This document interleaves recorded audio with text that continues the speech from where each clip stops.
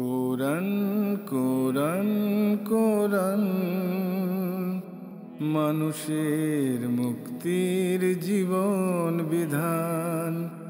কোরআন স্রষ্টার সেরা দান, পথহারা মানুষের। আসসালামু আলাইকুম প্রিয় দর্শক, আপনারা যারা দেশে আছেন প্রবাসে, সবাইকে জানাই অনেক অনেক প্রীতি ও শুভেচ্ছা।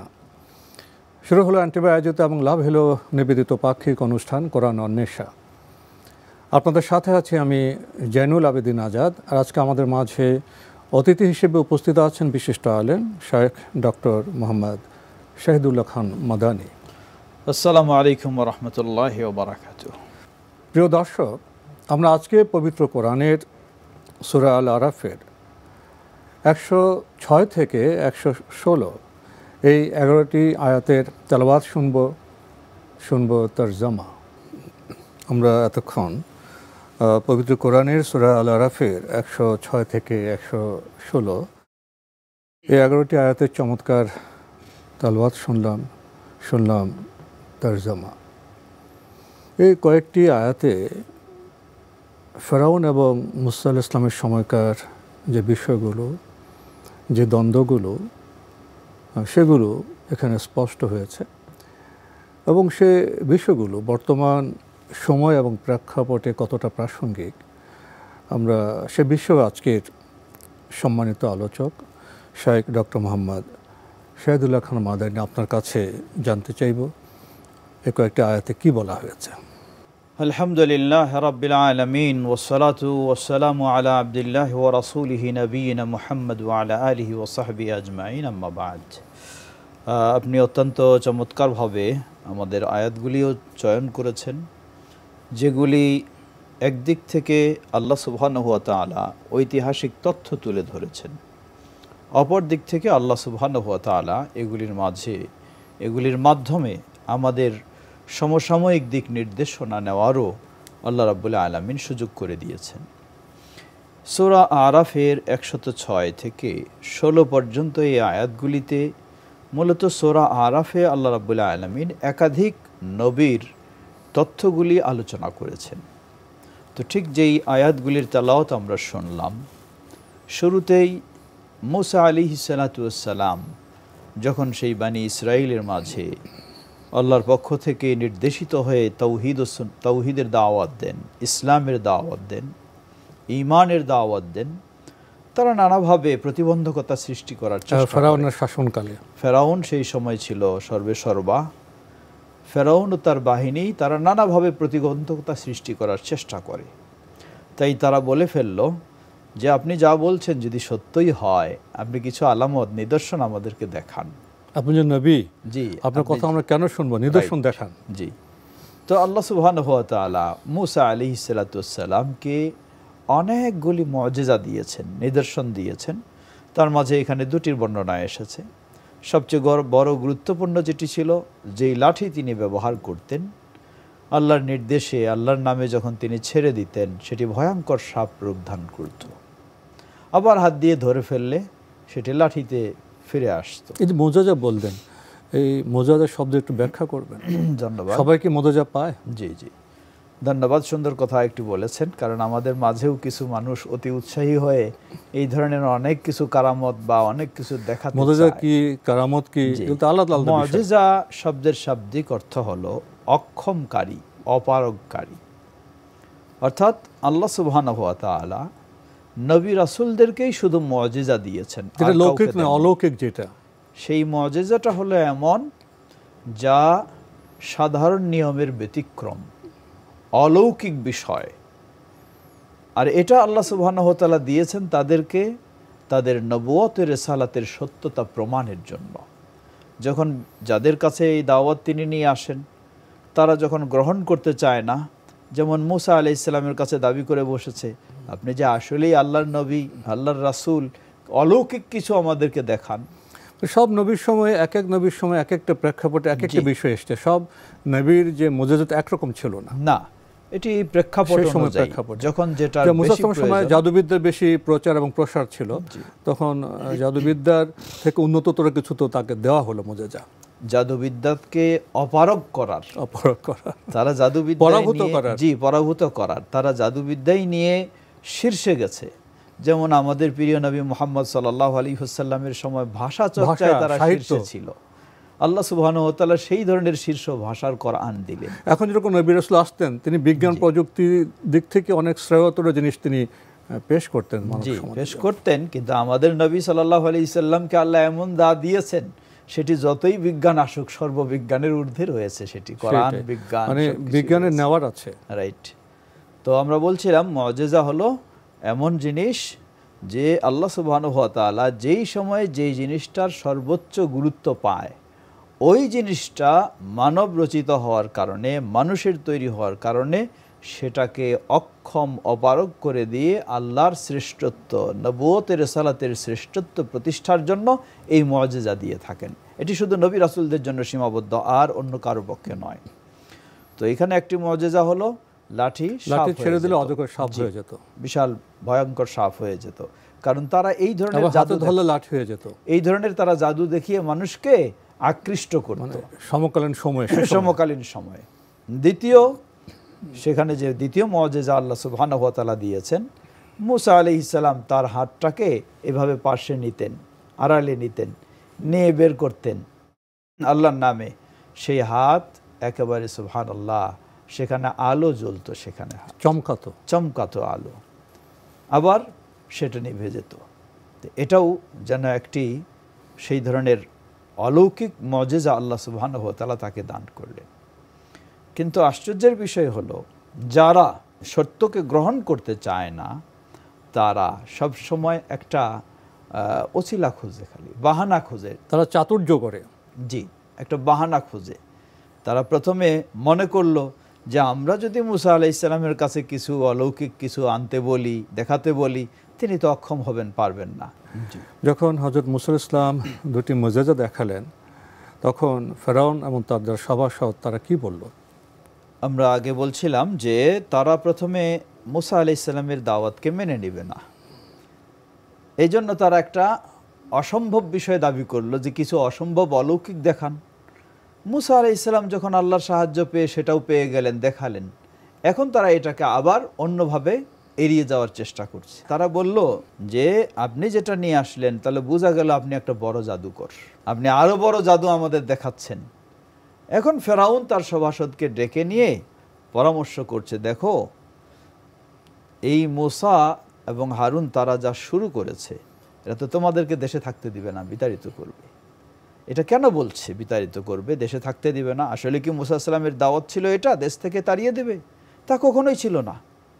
আল্লাহর পথে নিয়ে আসবে, দ্বীনের পথে নিয়ে আসবে, আল্লাহর সাথে পরিচিত করবে, এটা ছিল দাওয়াত। তো কেন এটা বললো? এটা বলার কারণ হলো যাতে তারা জিনিসটাকে বেশি গুরুত্ব দেয়। হ্যাঁ, আমরাই তাহলে থাকতে পারবো না, তাহলে কিভাবে টিকে থাকতে হবে আমাদের, সেই কৌশল আমাদেরকে ঐক্যবদ্ধ করা, সংহত করা, তাদেরকে জিনিসটা বেশি গুরুত্ব দেওয়ার জন্য ফেরাউন বললেন যে তোমাদেরকে বের করে দিবে। আসলে তো মুসা সালাম বের করে দেওয়ার কিছুই বলেন নাই কখনো। তখন তারা পরামর্শ দিল যে একটা সুযোগ হলে, এই মুসা যেহেতু এত বড় জাদু নিয়ে আসলেন, তাহলে দেশের মধ্যে শ্রেষ্ঠ জাদুকর যারা, আপাতত মুসা এবং হারুনকে আমরা কিছুই বলবো না, একটু ছাড় দিন, এর মাঝে আমরা শ্রেষ্ঠ শীর্ষ জাদুকরদেরকে ঐক্যবদ্ধ করি, সমবেত করি, তারপর দেখব মুসা এবং হারুনকে আমরা পরাজিত করব, যে তার এটা কিছুই নয়, এর চেয়ে বড় বড় জাদু আমাদের জাদুকরদের কাছে রয়েছে। এই পরামর্শ ফেরাউনের কাছে তারা দেয়। ফেরাউন তো খুব গুড বলে সেটাকে গ্রহণ করে নেয় এবং সেই ব্যবস্থা তিনি নিলেন ফেরাউন। কিন্তু আসলে মানুষের একটা চিন্তা করা উচিত এখানে, যেটা আমি বলবো দর্শক শ্রোতার উদ্দেশ্যে, যে যারা আল্লাহর পথে নেই, আল্লাহকে চিনে না, জানে না, আল্লাহকে বুঝে না, আল্লাহর প্রতি বিশ্বাসী নয়, তারা মনে করে আমি যেটা করছি এটাই বোধহয় সর্বসেরা, এর চেয়ে বড় আর শক্তি নেই। চিন্তা সীমাবদ্ধতা, জি, সীমাবদ্ধতা, এর চেয়ে মনে হয় আর বড় কোনো ক্ষমতা নেই। আমাদের সময়েও দেখবেন যে বড় বড় আল্লাহ সুবহানাহু ওয়া তাআলার পক্ষ থেকে শাস্তি স্বরূপ, গজব স্বরূপ বিভিন্ন ঝড়, তুফান, জলোচ্ছ্বাস, ভূমিকম্প ইত্যাদি আসে। কিন্তু যারা এই ধরনের নাস্তিক মার্কা মানুষ, তারা মনে করে আমরা এগুলোর মোকাবেলা করব। এই বর্তমান সভ্যতায় যে ভূ রাজনীতির নামে পৃথিবীতে যা হচ্ছে, এতে কি হচ্ছে? পৃথিবীতে অশান্তির সৃষ্টি হচ্ছে, যুদ্ধ বিগ্রহ বাড়ছে, অনাস্থা বাড়ছে, মারণাস্ত্রের উৎপাদন বাড়ছে, তারপরে প্রকৃতির ভারসাম্য নষ্ট হচ্ছে, জলবায়ু সংকট সৃষ্টি হচ্ছে। তারা মনে করছে আমরা বোধহয় জাতির জন্য, পৃথিবীর জন্য অনেক কিছু করছি। আসলে তারা ক্ষতির মাত্রাই শুধু বাড়াচ্ছে। এখানে তাদের জ্ঞানের সীমাবদ্ধতা। আল্লাহ সুবহানাহু ওয়া তাআলা এই জন্যই একটার পর একটা দেখিয়ে দেন। এই যে কিছুদিন আগে করোনা গেল, এই করোনা কারো কল্পনাই ছিল না যে বিশ্বব্যাপী ছড়িয়ে যেতে পারে এইভাবে, কল্পনাই ছিল না। কিন্তু আল্লাহ সুবহানাহু ওয়া তাআলা এই ধরনের কিছু দিয়েই অপারগ অক্ষম করে। এখন তো জ্বালানির যেটা বাড়াবাড়ি, জ্বালানি পোড়ানোর জাতীয় প্রবৃদ্ধির নামে এখন তো আমাদের যেটা জলবায়ু সংকট সৃষ্টি হয়েছে, কার্বনে আমাদের আকাশ ভরে গেছে, জীববৈচিত্র্য ক্ষতি হচ্ছে, প্রকৃতি বিনষ্ট হচ্ছে। এখন তো দেখা যায় আগে শুধু আমাদের এদিকে গরিব দেশগুলোতে ঝড় তুফান হতো, এখন দেখা যায় ওয়েস্টার্ন ওয়ার্ল্ডে, ইউরোপ, আমেরিকায় বড় বড় ঝড় তুফান, দাবানল, ভূমিকম্প, বন্যা এগুলোতে ছেয়ে গেছে, প্রকৃতির ভারসাম্য নষ্ট হচ্ছে। এটি সব একটাই কারণ, মানুষ যখন আল্লাহর নিয়মে, আল্লাহর বিধানে, আল্লাহর পথে আসবে, তখন আল্লাহ সুবহানাহু ওয়া তাআলা সব কিছুকে। আপনি কি এটাই বলছেন আল্লাহর বিধান শুধু নামাজ, রোজা, হজ, যাকাতের ক্ষেত্রে প্রযোজ্য নয়? আল্লাহ তো মানব বান্ধব করে পৃথিবীকে সৃষ্টি করেছেন। তাহলে আল্লাহর বিধান মানতে গেলে আমাদের পানির সাথে কী আচরণ হবে, প্রকৃতির সাথে কী আচরণ হবে, জলবায়ুর সাথে কী আচরণ হবে, এই সব ক্ষেত্রে তো আল্লাহর বিধান আছে। এই বিধান লঙ্ঘন করলে যখন কোনো ব্যক্তি বা কোনো কোম্পানি বা কোনো গোষ্ঠী, কোনো কর্পোরেট বা কোনো রাষ্ট্র যখন এই আল্লাহর বার্তা মানবে না, তখন তো প্রকৃতিতে, জলবায়ুতে তার বিশৃঙ্খলা সৃষ্টি হবে। তারা চেষ্টা করছে, এখন জলবায়ু সম্মেলন হচ্ছে, কিন্তু সমস্যা তো সমাধান হচ্ছে না। তাহলে বিধান সব ক্ষেত্রে হবে। রাইট, আল্লাহ সুবহানাহু ওয়া তাআলা এটাই বলেছেন, যাহারাল ফাসাদু ফিল বাররি ওয়াল বাহরি বিমা কাসাবাত আইদিন নাস। জলে স্থলে যে আমরা যে বিপর্যয় দেখতে পাই, যে সংকট দেখতে চাই, যে ভয়াবহ পরিস্থিতি আমরা দেখতে পাচ্ছি, সবগুলি কিন্তু মানুষের অপকর্মের ফল, মানুষের হাতের অর্জন। মানুষের আল্লাহর বিধান না মেনে নিজেদের স্বার্থে নিজেদের বিধান মানতে গেলে তার ক্ষতি আমাদের অবশ্যই ভোগ করতেই হবে। তো তারপর তারা কি করলেন? ফেরাউনকে সেই পরামর্শ দিয়ে, ফেরাউনের নির্দেশে দেশের শীর্ষ জাদুকরদেরকে সমবেত করা, যারা খুবই দক্ষ, বড় বড় জাদু জানে, তাদের সবাইকে সমবেত করা হলো। জনগণকে নির্দিষ্ট দিনে সময়ে সমবেত করা হলো, বিশাল জনসমুদ্র। এখন চলবে পরীক্ষা। ফেরাউন তো জাদু এবং মুতাজার পার্থক্য তো সে উপলব্ধি করে বুঝেনি। এখন চলবে পরীক্ষা। তো জাদুকররাও এই সুযোগে একটা আবেদন পেশ করলো, আপনি আমাদেরকে দিয়ে এত বড় কাজ নিতে চাচ্ছেন, বিজয় হলে আমাদের কি দেবেন উপহার? আপনার রাজত্ব ধরে রাখতে চাচ্ছেন, তাহলে আমরা যদি বিজয় লাভ করতে পারি, আপনাকে এই বিজয় এনে দিতে পারি, আমাদের কি প্রতিদান থাকবে, আমাদের কি পুরস্কার থাকবে? ফেরাউন তাদেরকে উদ্বুদ্ধ করার জন্য ডাইরেক্ট তিনিও ঘোষণা দিয়ে দিলেন, অসুবিধা নাই, কোনো তোমাদের ভয়ের কারণ নেই, তোমরা যদি সর্বোচ্চ জাদু দিয়ে সেটাকে প্রতিহত করে আমার বিজয় এনে দিতে পারো, তাহলে তোমরা আমার খুব নৈকট্যশীল ব্যক্তি, দরবারে তোমরা ঘনিষ্ঠ জনদের অন্তর্ভুক্ত, তোমরাই হবে আমাদের কাছের লোক। এই তারা শুরু করে। কিন্তু সব কিছুর পিছনে কি রয়েছে জানেন আল্লাহ সুবহানাহু ওয়া তাআলা। এদের খেলা কত দূর যাবে, কত দূর টিকবে, তাই তারা চেষ্টা করলো, তাদের জাদুর সর্বোচ্চ খেলা দেখাতে চেষ্টা করলো। আগে তারা মুসা আলাইহিস সালামকে বলল যে আমরা আগে আমাদের জাদু দেখাবো না আপনি দেখাবেন? মুসা আলাইহিস সালাম বললেন তোমাদেরটা আগে দেখাও, তোমাদের জাদুর বান তোমরা প্রথম নিক্ষেপ করো, তোমরা আগে দেখাও তোমাদের জাদু কত বড় আছে। তাই তারা সেটা দেখালে মানুষ তো সবই যেন অভিভূত হচ্ছে যে এবার মুসা আলাইহিস সালাম মনে হয় মানুষের দৃষ্টি বিভ্রম হয়ে গেল জাদুর কারণে। জি, শেষে মুসা আলাইহিস সালামের পালা যখন আসে, মুসা আলাইহিস সালাম আল্লাহর নির্দেশে আবারও ওই একটাই, বেশি কিছু দরকার নাই, লাঠি ছেড়ে দিলেন। মহান আল্লাহ তো পবিত্র কোরআনে ইতিহাসের বিভিন্ন সময়ের ঘটনা উদাহরণ টেনে কথা বলেন, মানুষকে শিক্ষা দেওয়ার বার্তা এনে দেন। এবং বর্তমান যে সভ্যতা, এই সভ্যতায় তো আমরা লক্ষ্য করছি মূল যে বিষয়টা, দ্বন্দ্বটা, অর্থাৎ আল্লাহকে মেনে নেওয়া, আল্লাহ যে সার্বভৌমত্ব, একত্ব, সেটাকে মেনে নেওয়া, আর এর বিরুদ্ধে যে বিদ্রোহ, ফেরাউন বিদ্রোহ করেছিল। বর্তমান সময় তো আমরা দেখি, যেটা একটু আগে আপনি বলছিলেন, আমরা আলোচনা করছিলাম, যে আল্লাহর যে বিধান সেটা শুধু নামাজ, রোজা, হজ, যাকাতের ক্ষেত্রে প্রযোজ্য নয়, পরিবারে, সমাজে, অর্থনীতিতে, প্রকৃতির সাথে, জীববৈচিত্র্যের সাথে আচরণে, পানির সাথে আচরণে, এবং সম্পদ উৎপাদন বন্টনের সব জায়গায় আল্লাহর বিধান রয়েছে। যেখানে আল্লাহর বিধান তো শাশ্বত ইনসাফমূলক। যখন আল্লাহর বিধান আমি এক পাশে রেখে অন্যদিকে চলে যাই, তখন আমি আমার স্বার্থে আবর্তিত হই। সেই স্বার্থটা বিজ্ঞান বলি, প্রযুক্তি বলি, কৃষি বলি, উৎপাদন বলি, সংস্কৃতি বলি, রাষ্ট্র ব্যবস্থাপনা বলি। তো বর্তমান সময়ে কি সে বিষয়টা নয়? আল্লাহর বিধানকে আমরা সব জায়গায় মানছি, না মানার কারণে আমরা কি প্রতিফল ভোগ করছি? ধন্যবাদ, সুন্দর বিষয় আপনি আলোকপাত করেছেন। আসলে ইসলামটা এমন নয় যে আমার সুযোগ মতো যেটুকু হবে এটুকু মেনে চলবো, আর যেটা আমার পক্ষে নয় সেটা আমি বর্জন করব। এটি কখনো ইসলামের বিষয় হতে পক্ষে যাক পারে না। বিপক্ষে যাক, ইসলামকে মানতে হবে। ইসলাম শব্দের শাব্দিক অর্থই হলো আত্মসমর্পণ করা।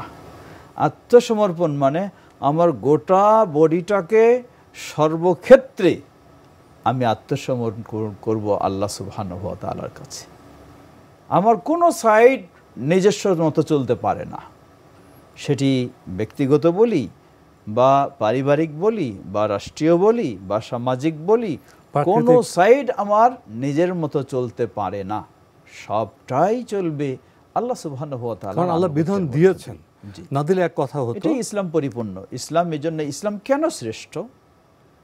শ্রেষ্ঠ তো এই জন্যই যে ইসলাম সকল দিক থেকে পরিপূর্ণ একটা জীবন ব্যবস্থা। মানে জীবনযাপনের ক্ষেত্রে যে বিচিত্র সম্পর্ক সূত্র আছে, ঘরে বাইরে সমাজে বৈশ্বিক পরিমণ্ডলে সব ক্ষেত্রে ইসলামের বক্তব্য আছে, এবং সেই বক্তব্যটা শাশ্বত ইনসাফ ভিত্তিক, এবং সেখানে কারো বঞ্চিত হওয়ার কোনো অবকাশ নেই।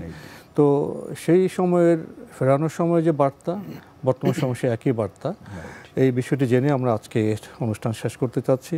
শেখ ডক্টর মোহাম্মদ শহীদুল্লাহ খান মাদানী, আপনি কষ্ট করে আমাদের স্টুডিওতে এসেছেন, সময় দিয়েছেন, সেজন্য আপনাকে অনেক ধন্যবাদ।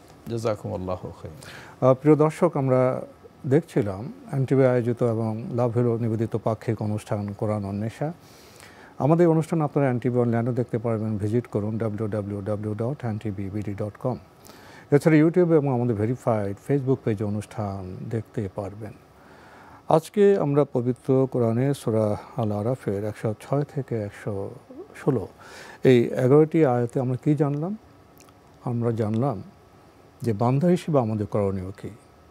আমাদের মৌলিক দায়িত্ব হলো সৃষ্টি হিসেবে স্রষ্টার আনুগত্য করা। স্রষ্টার আনুগত্যের মধ্যে ঘরে, সংসারে, বাইরে সব জায়গায় শান্তি নিশ্চিত হতে পারে। যুগে যুগে মানুষ স্রষ্টার বাণীকে অমান্য করে ভুলে গেছে, তারা বিকৃতির পথে গেছে, বিভ্রান্তির পথে গেছে, ক্ষতিগ্রস্ত হচ্ছে। সমাজের বাহ্যিক কাঠামোর রূপান্তর হয়, মৌলিক সমস্যা একই রকম, সমাধানও একই রকম। বর্তমান যে সভ্যতা, এখনও আমরা সেই দৃশ্য লক্ষ্য করছি। এই সভ্যতায়ও, বিজ্ঞান প্রযুক্তির এই সময়েও সে একই বার্তা। পবিত্র কোরআনে আল্লাহ যে বিধান দিয়েছেন জীবনের সামগ্রিক ক্ষেত্রে, সেটা আমাদের অনুভব করতে হবে, উপলব্ধি করতে হবে এবং তার চর্চা করতে হবে। মহান আল্লাহ আমাদের সবাইকে নিরাপদে রাখুন, রাখুন শান্তিতে।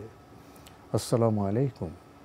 পথহারা মানুষের বন্ধু কোরআন, কোরআন ডেকে যায়, হতাশা কেটে যায়, শান্তির মোহনায় এ যে ফুরকান।